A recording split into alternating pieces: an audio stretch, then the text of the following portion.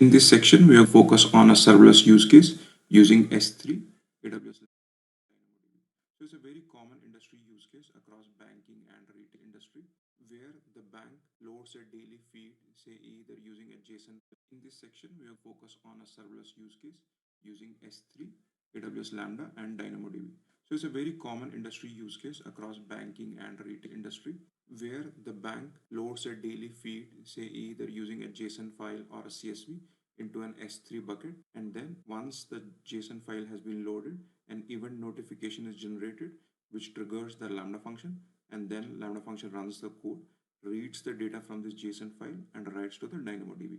So this is what we're going to implement as part of this use case. So here are the services that we are going to create in this use case. So first we're going to create an IAM role, which will give access to this Lambda function to both access the S3 bucket as well as DynamoDB.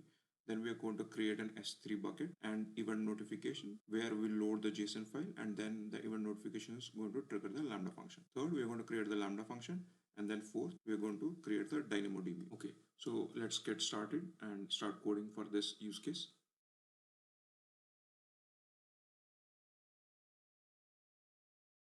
So let's just assume we have a retailer who's trying to upload the retail inventory feed on a daily basis to the S3 bucket, which generates an event notification, triggers a Lambda function, reads that data in the JSON file that's been uploaded in S3 and writes to DynamoDB.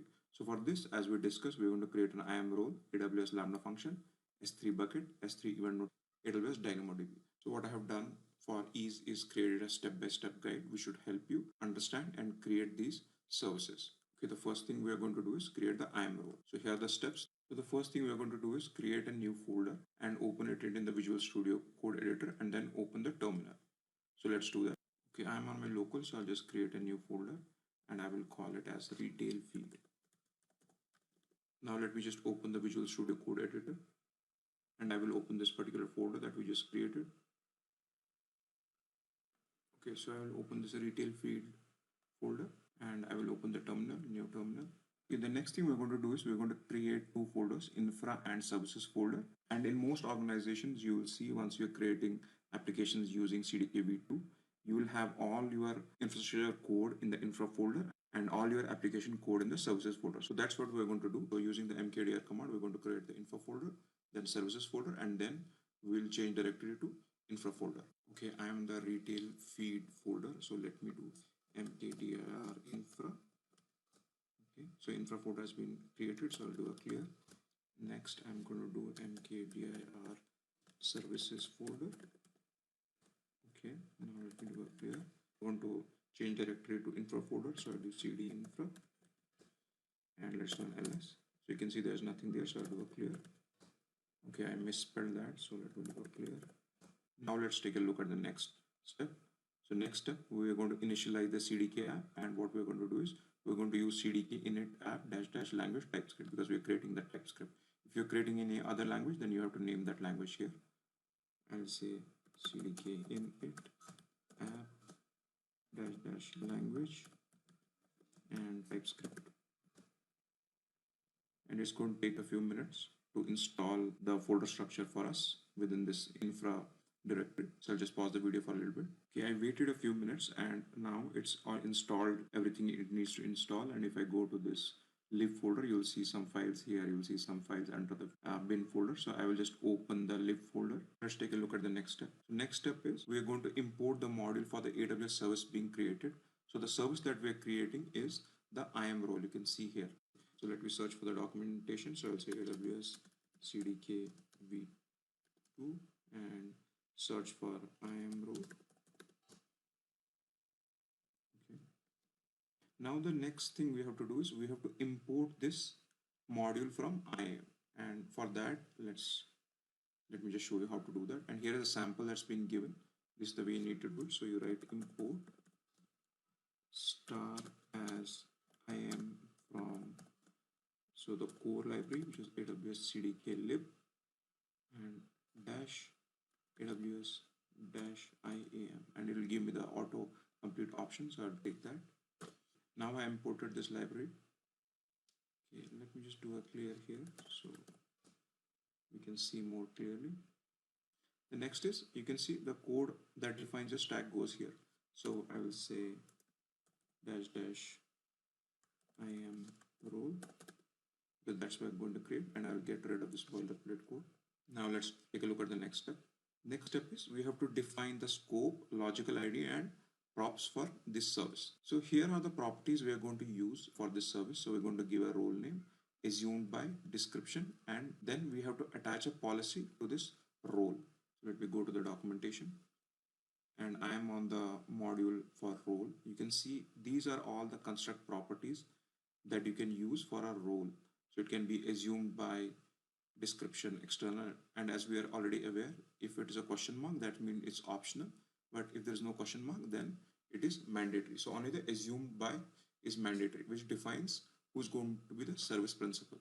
So just for ease, from these properties I've just selected these 4 properties, though only assumed by is required, but just for ease we are going to use other attributes as well. So let me just say, okay, so I'm going to say const retail feed IAM role and is equal to new, then whatever we are imported from here, and that's the convention, IAM dot, then we have, it gives me all the autocomplete options. So what we are using is the construct role. So you can see here we are using the construct role, so that's what we're going to put here. So role, and it will give me autocomplete option, then put a bracket, and then we put the scope, which will always be this. Then we put the logical ID.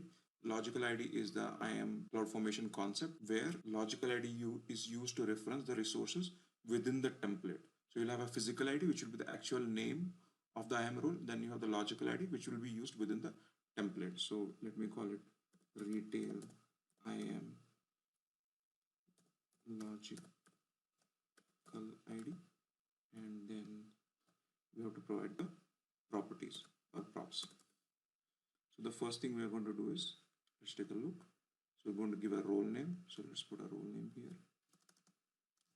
Role, and it gives me an autocomplete option. So I will say, let's call it as inventory feed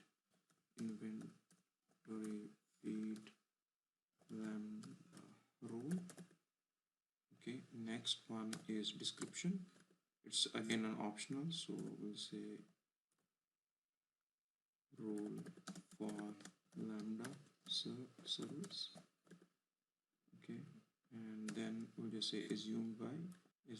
Again, you can see it's not optional, it's mandatory, and it gives some properties around this. So you can see the IAM principal, which is going to use this, assume this role. So I'll say assumed by, and if I just go to the documentation, you can see here it shows how to use this. So you use new IAM.service principal, and then you provide the reference of the service that is going to assume this role. So I will go here and say new IAM dot, and you can see this is what we had imported here. So service principal, and it gives me autocomplete option. Okay. Then we have to use the service that is going to assume this role. So it will be, you can see here in the AWS service, it's showing how it needs to be. Let's say lambda dot amazon aws.com, and I'll just okay, let's look at what are the other attributes that we can use, and that's pretty much it. And then we have to attach the policy to it. So I think we are good here. So now this role should be created with these 3 attributes, and all these attributes, as I said, have come from here. So assume one, which is mandatory, description, you can ignore it if you want. So this is pretty much it. Now that we have created the role, what we need to do is we need to give it the policy so that it can access DynamoDB and S3. So in this diagram, you can see this Lambda function needs a role where it can access the S3 and DynamoDB. So we need to provide that policy to this role so it has the access. Now, if you see here, there are multiple ways in which you can attach a policy. So you can do a managed policy, you can do an inline policy. So we'll do a managed policy, AWS managed policy. So let me go here. And here you can see there are multiple ways you can do it. So you can do it from this method, from managed policy name, or you can do it from a policy ARN, or you can do it from customer managed policy. So we'll go with managed policy. Now, if I just go on this policy, managed policy, and you can see here's an example on how you can use that. So this is the role that we created, and then add managed policy. I am managed policy from AWS managed policy name, and this is the policy name. So I will just copy it from here just to save us some time on typing, and I'll just paste it here. And instead of the role, we have retail feed IAM role. So I'll just say retail feed IAM role. Okay. And now the only thing we have to change is this policy. So this is the policy name. So where do we get this policy name from? So if I go to here, I'm on my AWS console. So I will just go to policies. We need the Lambda function to access S3, CloudWatch, and DynamoDB. So let's see what is the policy name. So we'll just search for S3 first. You can see Amazon S3 full access. So I'll just copy it from here. I'll just paste it here. Okay, and now I will just copy it again. Now we also need the access to DynamoDB. So we just search for that policy. So I will just say DynamoDB.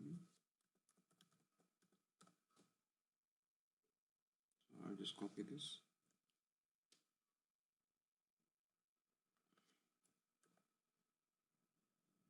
I think I'm removing this Y from here. Okay, and the third one we have to do is we need it for the CloudWatch. So we want to see when the Lambda function gets executed, what are the logs in the CloudWatch. So let me just go back here and say CloudWatch.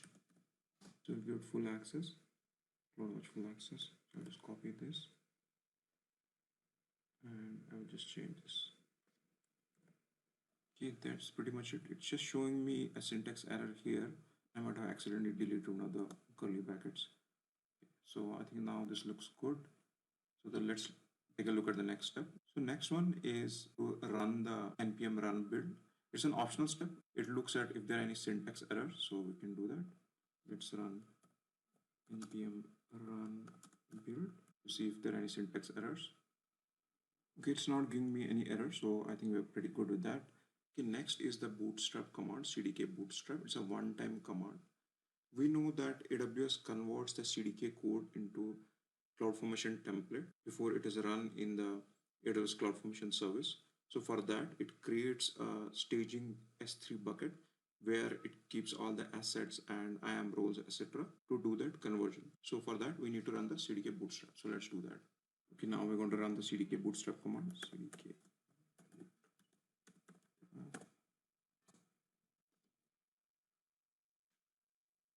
So still in the process of creating the CloudFormation chain set. If I just go to CloudFormation stack, you can see the stack is being created.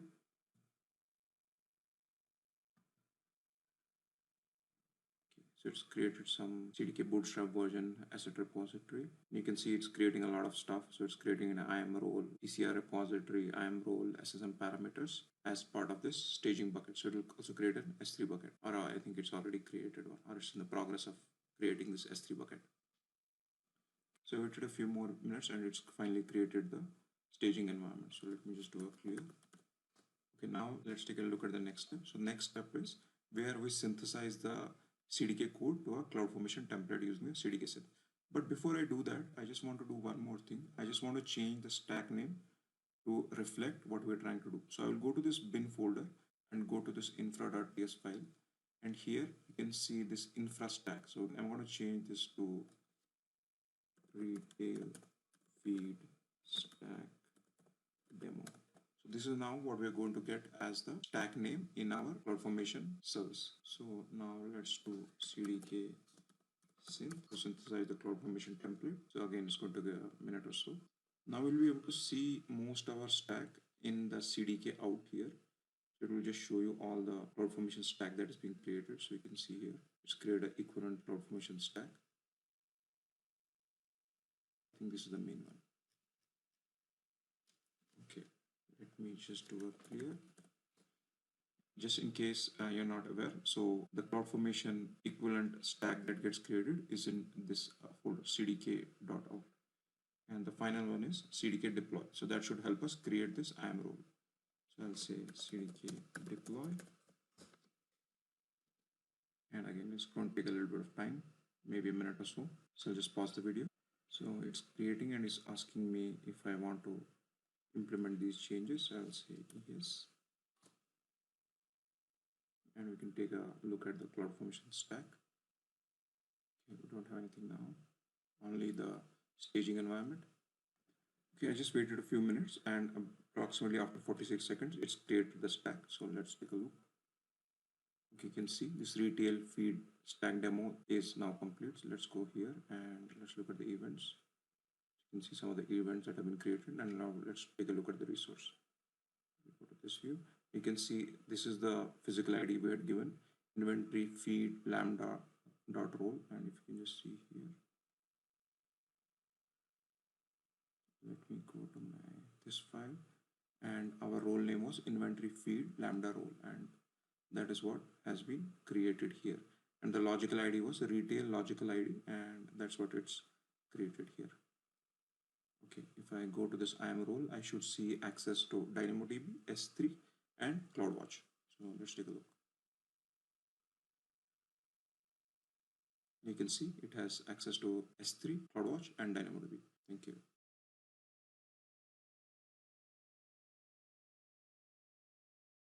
In the previous lecture, we created the IAM role. In this lecture, we're going to create the Lambda function, and these are the attributes that we are going to provide the Lambda function. So I just did a search, and I'm on the documentation for Lambda, and this is the module we need to import. So if you look at the step-by-step guide, like we have done for the last service, so we're going to import the module, then we're going to define the scope, logical ID, and props. So let's do those two things. So I'll first say import star as lambda from AWS CDK lib and AWS -lambda. Okay, and I'm just going to get rid of this boilerplate code, and then I will say lambda function. So I will say, and let me call it as retail lambda will be equal to new, and whatever we had imported from here, so that's lambda dot, and it gives me all the options. So what we are going to use is this function, lambda function. Okay, so this is the one we are going to use, and you can see these are all the attributes that I had. So these are the attributes that I have: handler, role, code, and runtime. And if I go here, you can see code is mandatory, handler is mandatory, runtime is mandatory. Okay, and then only thing I have from here is the role. Role is here, and you can just read a little bit about what it does. Okay, the construct says function. I think that's what I was trying to highlight. So I will say function, and it will give me the autocomplete option here, and then I'll say this, which is the scope, and then I have to give the logical ID. So I'll say retail lambda curve ID, and then I will say property. So I'll give the brackets, code brackets, and then we have to put the property. So let's put the role name first, and you can see the role would be that we have created for lambda from this one. So it will be retail feed IAM role. So I'll say retail feed, and it gives me an option. Let's take a look at the next one. Is the handler. It's basically the lambda function handler name. So if you even create the lambda function from the console, this is the convention that you use. So use the file name. So that's lambda underscore function dot, and then the method name. So that will be lambda underscore handler, and it's a string. So if I go to the documentation, and if you see here handler, it's a string. Okay, the next is the runtime. It shows the runtime that we're going to use, and we're going to use Python. And here are some of the attributes that are given related to which are the kind of languages that are supported. Basically, you need to use this runtime from here, the class that's defined. The way to define this is lambda, whatever you have imported as the module runtime, and then the language that you're using. So I'll say runtime, and it gives me that option. And I will say lambda dot here's the option, and then I will say Python, and it gives me all the options. So I'll say Python 3.7, and then finally the last thing I need is the code. So I'll just go code, and let's see what code does. If I just go back here, the source code of your Lambda function, so where it needs to pick the source code from. If I go here, and it will give you a lot of options. So it will say either static from the asset path, so loads from the function code from local disk path. That's what we are going to use. So we have created that services folder where we will have our code. It can also give you other options like from Docker build or from S3, from ECR image, etc., or inline. So the way to write that is Lambda, and then you have this code, which is Lambda was something we had imported, the module that we had imported, then code, and then this particular method from asset path. Okay, so let me just do that. Let me just say Lambda dot code, and it gives me an option, and then I say from asset, and then we just have to give the path. So in our case, the path is this particular services folder, right? So we'll put our Lambda code in this services folder. And how do we give this path? So what you do is, okay, before I give this path, let me add the Lambda code to the services folder. Okay, so what I'll do is I'll create a file here. It's a new file. I will say Lambda underscore function dot py. Okay, I will open this. I have already written some Lambda function, so I'll just copy that and paste it here. Okay, so I'll just paste this. Okay. Now, what this Lambda function does is it reads from this S3 bucket that we define here and the JSON file that we're going to upload, and then it pushes that data to this DynamoDB table that we have here. So we're going to change that, but for now, let's just keep this. So in the code attribute, we're putting the path from where it is going to read our code. So you can see the path always starts from this infra folder. So you have to go out of this infra folder and then reach the services folder. So how you're going to do it is, so you have to go out of this infra folder. So I'll just do dot and slash. Then our Lambda function is in this services folder. So I'll say services. And now this should work. Now next you can see is this Lambda function has a dependency on this IAM role, because when we are going to create the IAM role, it is possible that sometimes Lambda function might get created before the IAM role. So if it is looking for that IAM role, the stack will fail. So that's why we can sometimes add a dependency. And if you go to this link, it will show you how to add dependency. So you have stack A, which is the service on which the stack B is dependent. So if I go to this link, so I'm on the link that I had just in the PPT. You can see here, this is how you define the dependency. So you define the service, the construct that you're creating, node.add dependency, and then what is it dependent on. So I can just copy this. And let me just paste it here. The construct A is our Lambda function here. So it's retail.lambda.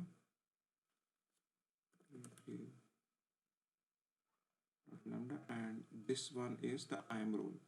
So it will be retail feed IAM role. This is what we are looking at. Okay, now we have the dependency of the Lambda function on the IAM role. So we are pretty good. We can take a look at the steps. We can run the npm run build, but it's okay. It's an optional step. And then CDK bootstrap is a one time. We've already run that in the previous lecture. Then we can do CDK synth and CDK deploy. So I'll say CDK synth. It's going to take a little bit of time. I'll just pause the video. Okay, I think it created pretty quickly, so we are all good. Now I'll just write a clear, and I'll say CDK deploy. Okay, it's creating the CloudFormation chain set. So if I go to CloudFormation service, let's see what's going on here.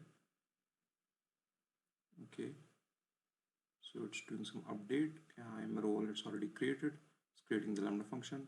Let's take a look at the events. Okay, it's updating the stack. Okay, I think it's still creating the Lambda function. Okay, great. I think it's created the Lambda function, so we can just take a look. So we can see the Lambda function here and all the code that we had written. and we have the lambda underscore function dot py, and this is our method lambda underscore handler. So everything looks good.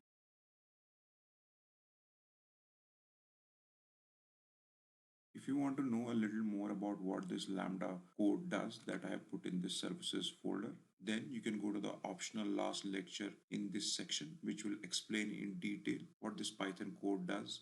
It's a lecture from my AWS Lambda and Python Udemy course. Since this course is more focused on CDK and not the application code, that's why I am not directly elaborated on what this application code does and have included the details in the last lecture of this section.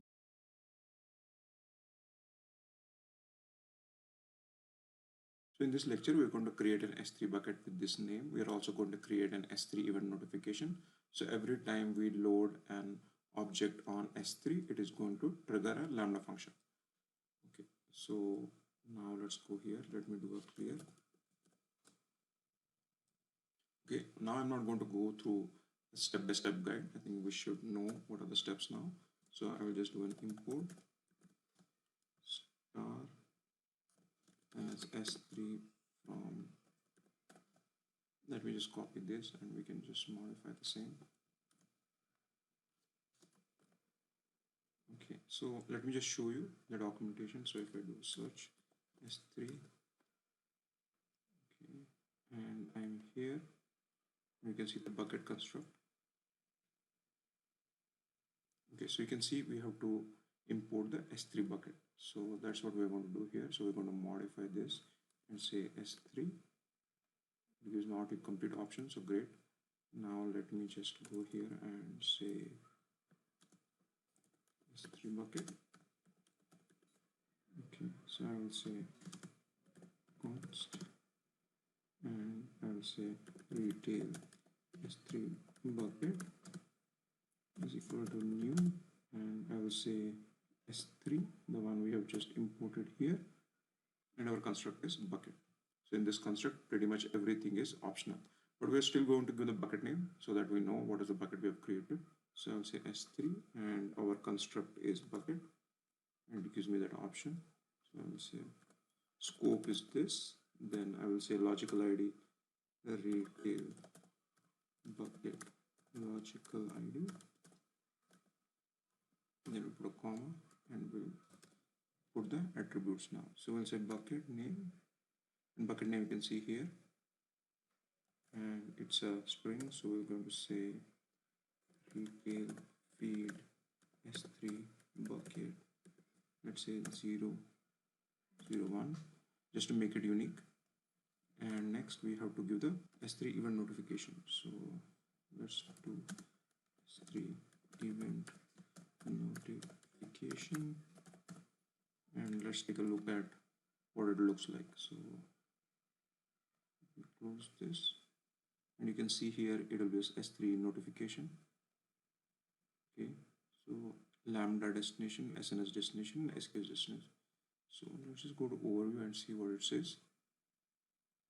So first thing is you have to import this AWS S3 notifications.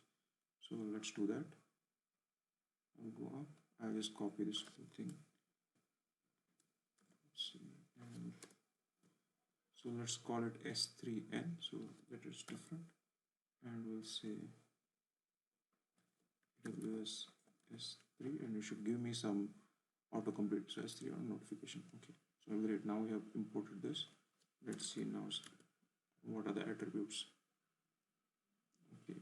This module includes integration classes for topics, queues, and Lambda, and as S3 destination.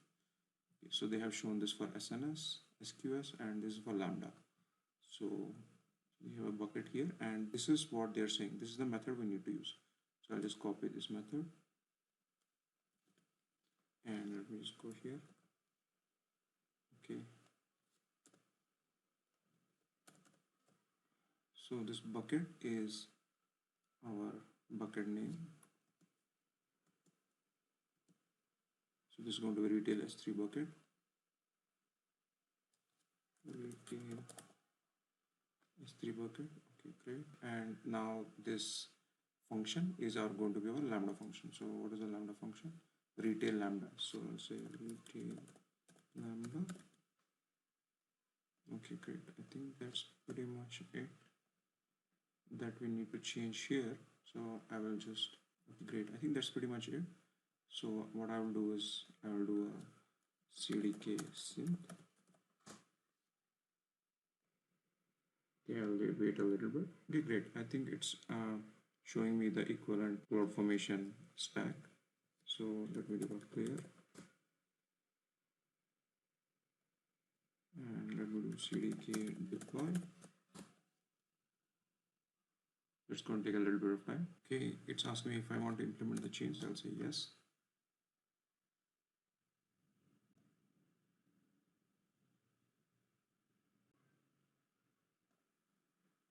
It's making some updates. So let me just go to the CloudFormation service and see what's going on.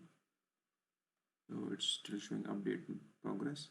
So it's creating the S3 bucket. Okay, I think it's already created the S3 bucket. So we can just go here and take a look and retail S3 feed bucket, and that is the name that we had provided here. If I just go here, so this is our S3 bucket name. Okay, so go back to CloudFormation. Okay, so it's created the Lambda function, IAM role, S3 bucket. So there are some other things created as a default.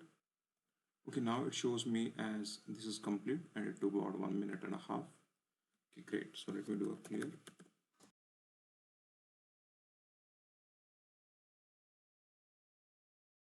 Okay, now we need to create the last thing, which is the AWS DynamoDB. And these are the attributes that we are going to use. So maybe we'll skip read and write capacity. We don't really need it. So the two things we are going to provide is the table name and the partition key. So let me just go to the documentation. Okay, let me search for DynamoDB. And you can see it showing me the option here. And the only construct we have is table. So let's just go to this table. And this is what we have to import.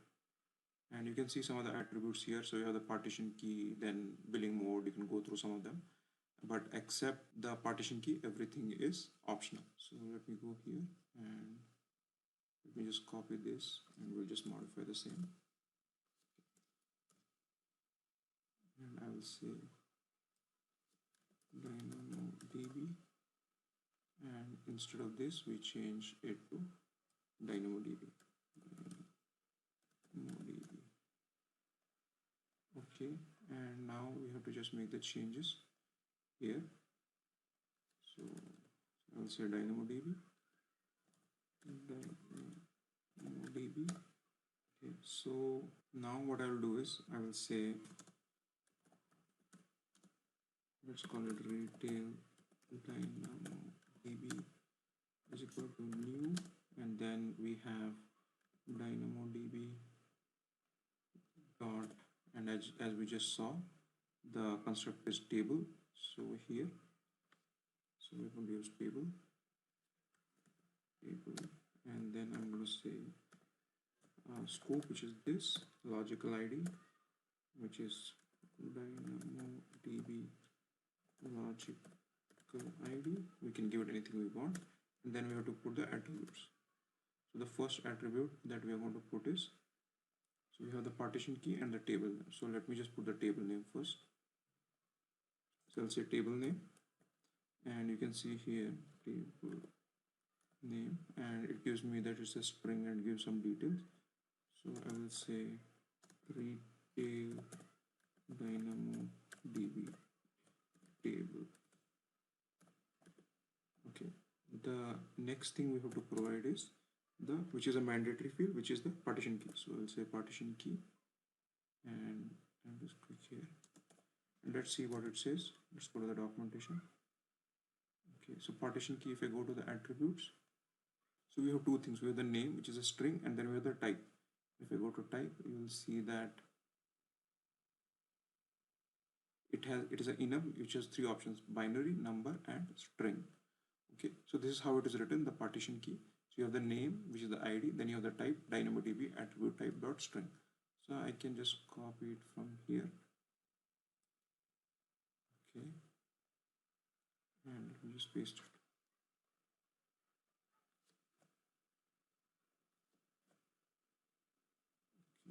Okay, so I will just remove this here. And name, we're just going to say customer name. And then attribute, we are going to put DynamoDB attribute as string. So this will be a string. Okay, so that is pretty much it from the DynamoDB perspective. So the only change we have to make is now to this Lambda function. So we have to update the bucket name and we have to update the DynamoDB table. So let's just go here, and what is the name of the DynamoDB table? So it's the retail DynamoDB table. Okay, let me go here, and this is the change I need to add. Then next thing I have to go to and see what is the name of the S3 bucket. So this is the bucket name. I'll just copy it here and go to my Lambda function and change the bucket name here. Okay, so I think that's pretty much it on the changes we need to make.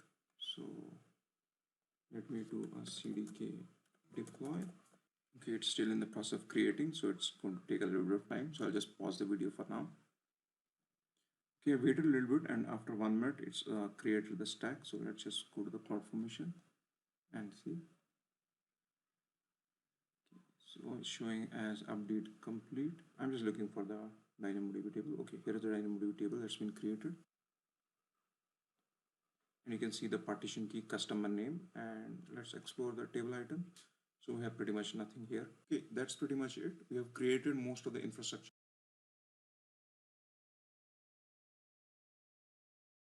Okay, now we have created pretty much all the infrastructure that we required for this use case.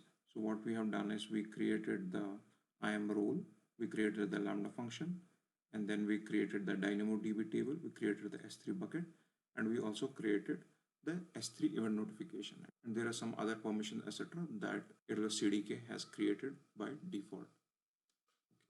Now our objective was that we create this S3 bucket, Lambda function, DynamoDB, IAM role, and then we load this JSON file on S3 bucket. It will generate an event notification which will trigger the Lambda function and insert the data into DynamoDB. Okay, now let's go to the S3 bucket and also open the DynamoDB table.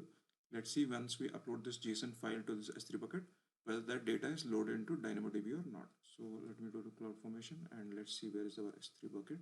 So this is our S3 bucket and this is our DynamoDB table. So what I've done is I've created a simple JSON file with one record. I will upload that on the S3 bucket and let's see if the content gets transferred to the DynamoDB. So this is my JSON file which has just 4 attributes. One is the custom name John Doe, that's the product, address and quantity. So the only thing we have from the DynamoDB perspective is this customer name, which is the partition key. Now let's go ahead and upload this. I'll go to S3 bucket and say upload, say add file. Okay, here's the file. So let's just take a look whether this is the correct one. Yeah, so the customer name John Doe. Okay, now let me do open. Okay, I've loaded this file here and I'll just do upload. Okay, great. So I have uploaded this file. Now let's go at DynamoDB and let's see if this has been inserted. So right now we don't have any item count. Let me just go explore table. I can see that this record has been added if I go here, and this is the attributes that have been added. So if I upload another file, and you will see that the second record will be updated as well.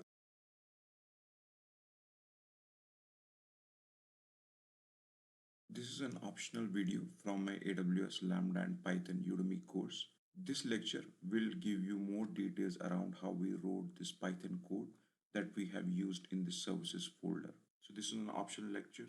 If you want to know more about this Python code, then you can go through it. Otherwise, you can skip. Hello everyone. This is the 9th video in the series AWS Lambda and Python full course. So this is the use case we were trying to implement. This is in continuation from the 8th video. So let me just go to the console. So we had converted the data from streaming data to bytes. So now let's see. Let me just quickly show you something. So here you can see you can convert the data from bytes to strings and strings to bytes. So what that means, if you remember the second video, we had talked about how when you're transmitting data from say client to server or over two different systems, you would usually convert JSON string to bytes and then you can convert it back. So the commonly used format is UTF-8.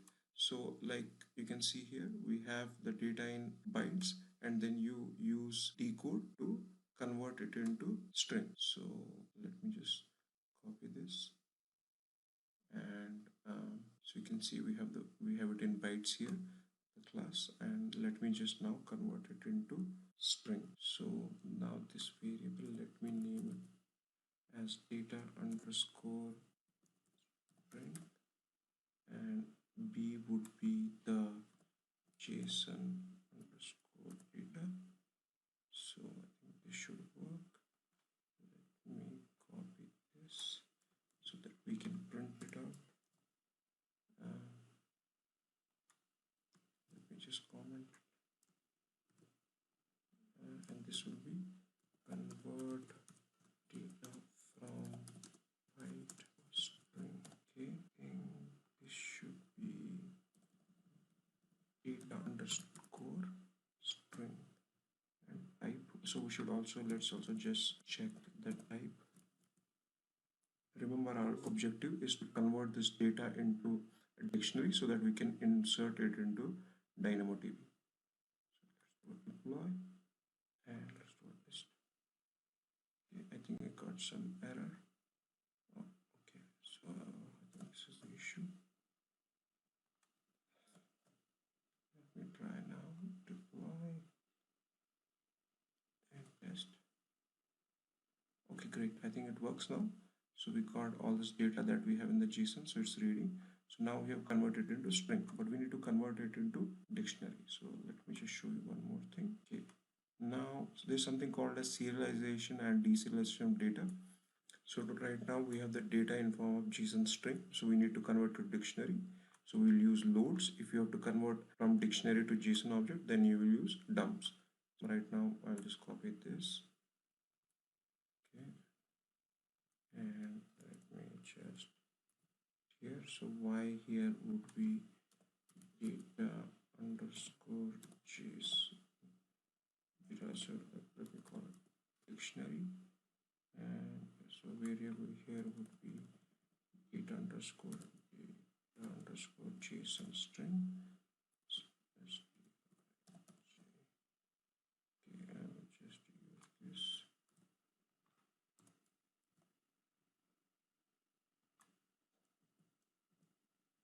So this will be data underscore yes, and this will be DSCD. Okay, I think this works. We comment it out. Let's just put a comment and convert from JSON string to dictionary. Okay, now let's just test it out. Test.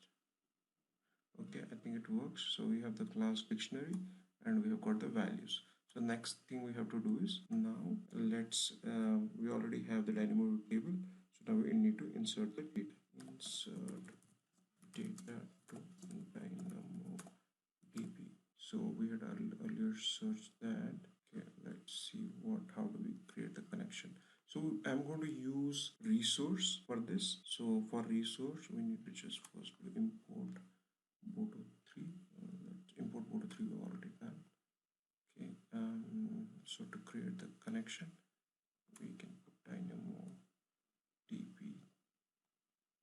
Let me just put it here. Okay, now let's look at the method. So method would be to put item. Let me just copy it from here. So let me just paste it here. So we have label dot put item. So I just need to correct the syntax here. So we don't have any dictionary item in this format, right? We have that in the data underscore dictionary. So just get rid of this. Item would be equal to data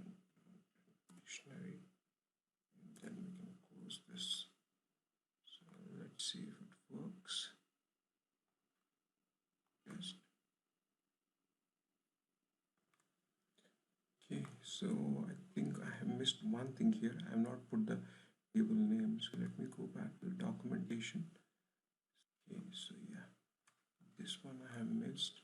So you have to provide the table name.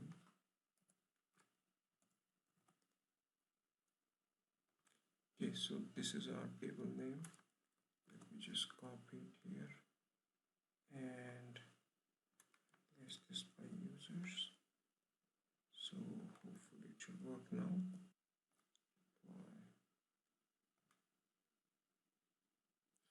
Okay, I think it might have worked. So let's see if this data is inserted into DynamoDB. So 01 toffee and quantity 4. So let's do a refresh. Explore table items. Yeah, okay. So this is the one which we just inserted. So we have 01. Great. So now I think it works end to end. The only last thing we can do is we can add this as an automated trigger. So I will just add trigger this lambda function and let's search S3. So here S3. Okay, so bucket, we have to give the bucket name. So this is the bucket name. All objects create events. Okay, yeah. So let's do it for all events. So anybody, if it uploads, it gets a trigger. Okay, that's fine. Okay, now what we can do is we can upload another file to this DynamoDB. Sorry, to the S3 and see what happens. Okay, so I just modified this file slightly. So I just added 02 coffee and 5 and just changed the address. So let's now load this to S3. Okay, I'm on the S3 bucket. So let's do a load.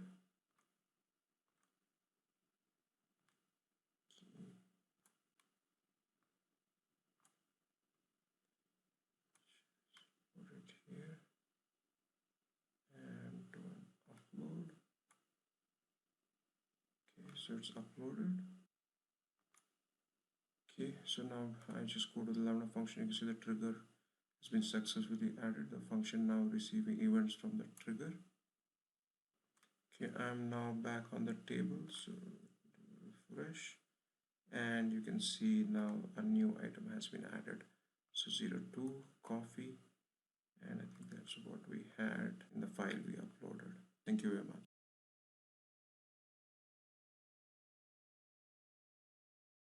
Before we discuss multi-stack and resource sharing across app stacks in more detail, let's try understand why multi-stack or resource sharing is so important. In one of the earlier lectures, we created a web server, and as part of that web server, we created VPC subnet and some other VPC components. We created a security group EC2 instance with user data. One important thing to note here is we created all of these services as part of the single stack. But that's not how most organizations work. So if you look at any large organization, they will have large number of AWS accounts ranging from maybe 50 to 60 to hundreds. And they follow a very definitive operating model where every time a new AWS account is launched, you will have a cloud enablement team, which would have team members from networking and security. Once you provision a new AWS account, they will use their infrastructure as code tools such as CloudFormation or AWS CDK, and then create some networking baseline such as VPC and its components, endpoints, some security services. And once they have created, they will then store all these parameters in AWS SSM parameter store. And we'll talk about AWS SSM in a little bit. But all you need to know is that they will store all these configuration details in the SSM parameter store. Now, once this has been done, then application team will come into play. So you could have multiple application team like app team 1, app team 2, which will deploy these applications in the new AWS account and VPC that's been created. So how the app team would work is, say they have a 3-tier application which has a web server, app server, and database. So what they will do is they will create an EC2 instance and say RDS for their web app and database tier. Now, if you're going to deploy an EC2 instance or RDS, you need to define the VPC and subnets that you are going to use. So what do they do? Do they create their own VPCs every time a new application is launched? No. So what they will do is they will use the VPC that's already been created by this cloud enablement team, as I was discussing here, and the parameters that are stored in the SSM parameter store. So once they create an EC2 instance and they have to define the VPC and subnet, they will refer to this SSM parameter store for those details.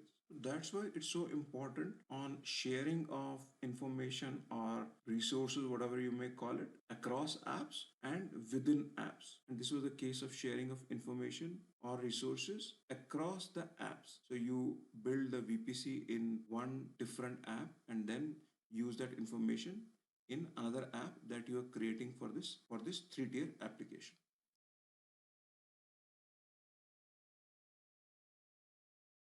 So now let's go through what is an AWS SSM or System Manager.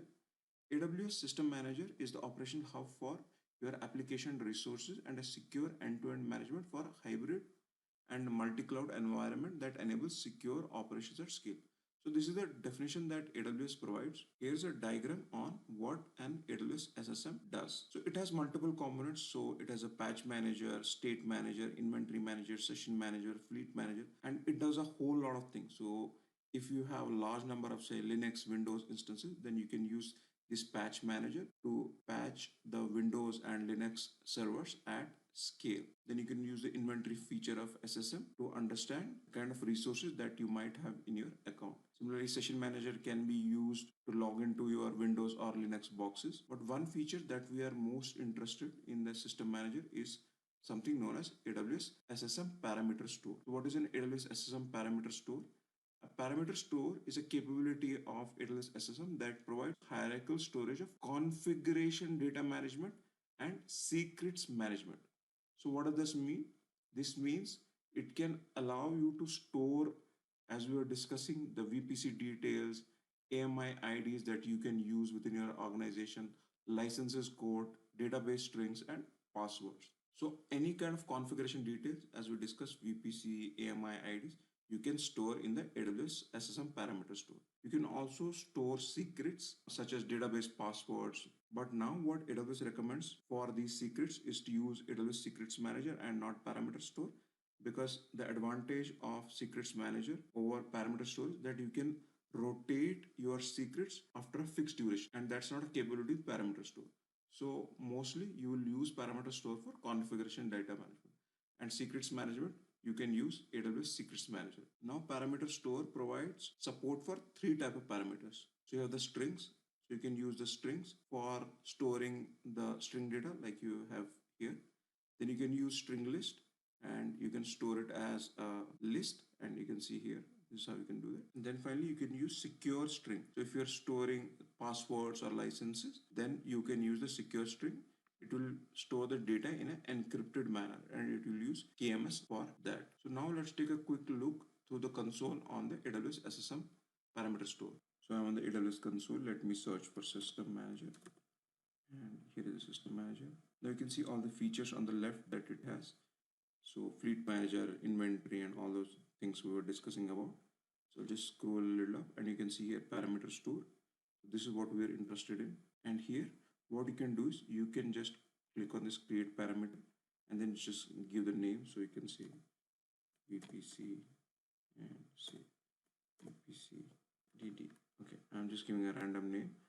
This is the convention, use a slash and then just give the details, and then you can provide a description. It's an optional, and then you can select the type, a string, string list, and secure string. So I'm just going to use string, and then you provide the value. So your VPC ID is 1, 2, 3, 4. I mean, it's not an actual VPC ID, but I'm just giving some value, some random value, and then you just do a create parameter. And now you can see our parameter has been created here, and it's in the form of key value. So this is our key, and the value is what we have provided here as 1, 2, 3, 4. You can see the value here. And what will happen is when a different service is trying to call this parameter, and we'll just provide this parameter name and it will by itself take this value. So that's how an AWS SSM parameter store works. And I just wanted to give you a quick overview because we're going to create this and then use it to discuss how we can share resources across apps and within apps. Hope it's useful. Thank you.